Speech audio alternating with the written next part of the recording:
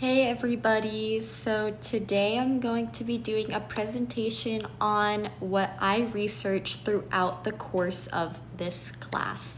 So my research was a content analysis based research. That was the method that I used. My research was done based on video clips, and my question relating to these video clips was, what types of verbal and nonverbal communication cues are most frequently used by instructors in YouTube group fitness videos, and how are these cues motivationally framed?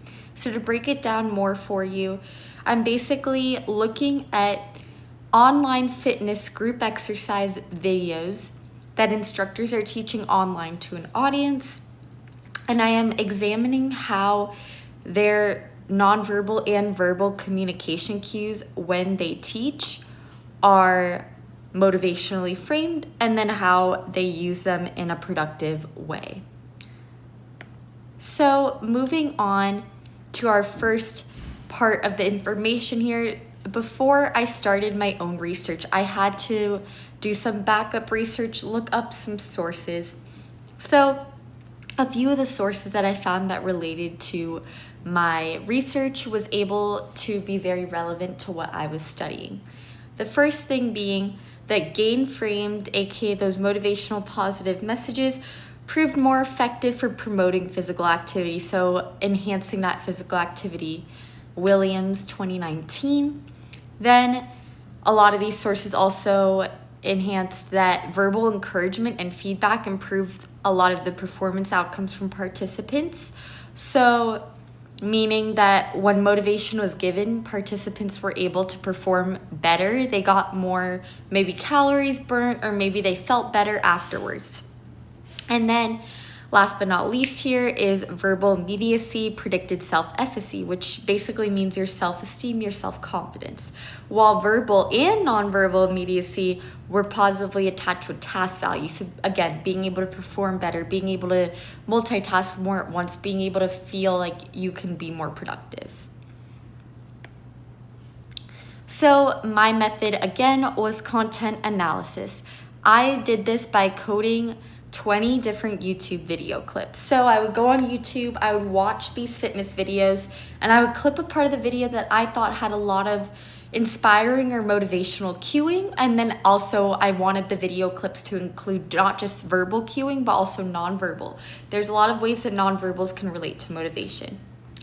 10 different codes I made.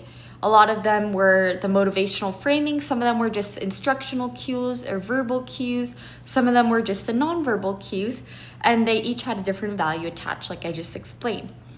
Then each video clip that I clipped and coded, I matched it to the codes that it had in the video. So for example, if an instructor was being motivational community way, where they were saying, well done everybody, you all worked as a team, I would put that code number that explained that specific area to the video. And the code book was linked with the spreadsheet, so everything was easy to read and all put together.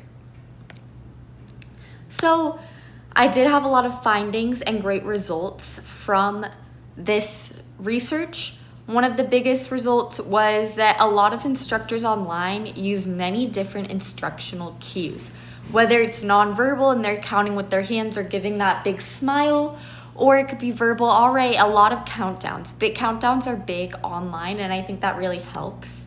And then other things going on here is many virtual instructors frame their motivational cues around community orientation. So when you're watching these videos, a lot of these participants are on their own, not in an actual group setting. So these instructors do their best to make the people that are alone at home feel as they're still a part of that community. Even when there's participants in the video, they're still making sure that these participants at home know that they are a part of that same community, which is so, so, so important, because it really helps, again, promote that self-efficacy, self-confidence.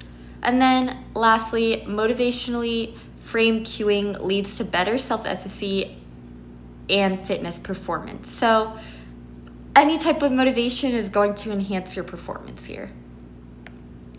So just my implications and future research, what I think should be gone on is that my research proves that in these videos that motivationally framed verbal and nonverbal communication could promote that self-efficacy, confidence, and better performance rate for participants.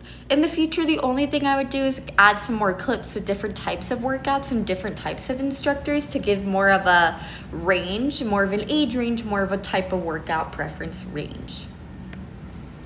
Thank you so much for listening. I'm so glad that I got to present my